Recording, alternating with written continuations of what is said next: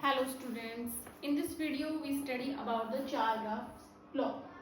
Irwin चारगाफ ने बच्चों अलग अलग सोर्स से डीएनए की स्टडी करने के बाद एक कंक्लूजन निकाला, एक रूल बनाया कि डबल स्टैंडर्ड जो डीएनए होता है उसमें टोटल अमाउंट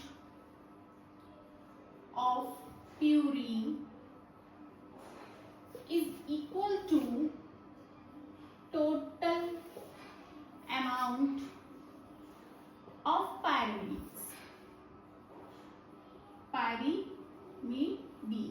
चलो बताओ बच्चों, प्यूरिन्स क्या होते हैं?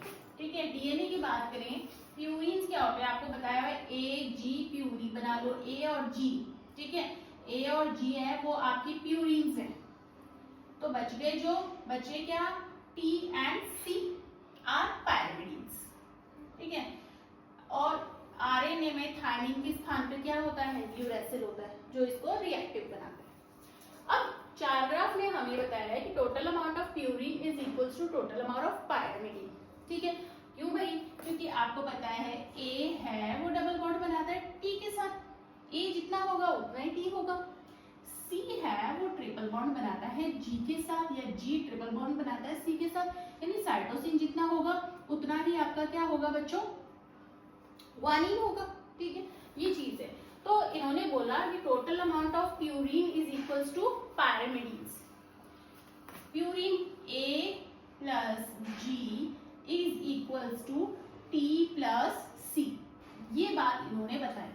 ठीक है, ये किस पे लागू होता है? डबल स्टैंडर्ड डीएनए पे लागू होता है। ठीक है, ए जितना होगा उतना ही थायमिन होगा, तो इसका रेशो 1 होगा।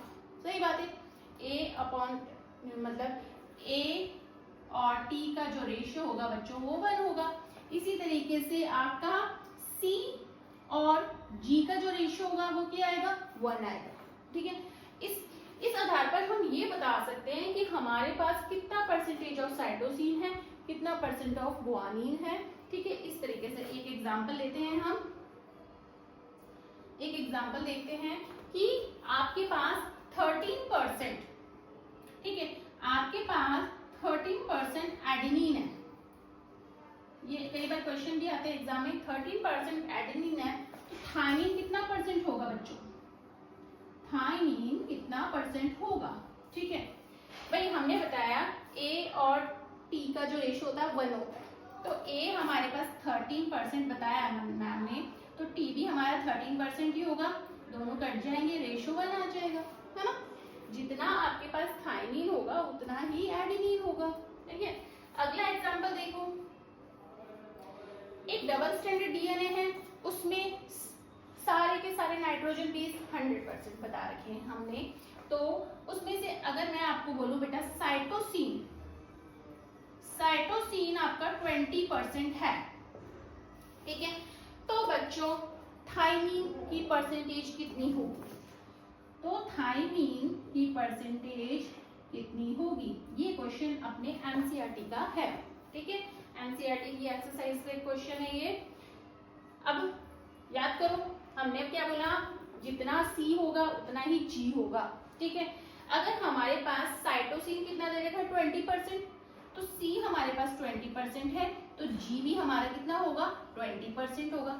ठीक है, जी भी हमारा कितना होगा? 20% होगा। सी ट्रिपल बॉन्ड बनाता है जी के साथ, सी ट्रिपल बॉन्ड बनाता है जी के साथ, यानी ये दोनों अगर 40% हो गए, टोटल हमारा डीएनए हमने बताया था 100% है। टोटल हमारा डीएनए कितना बताया था? 100% है।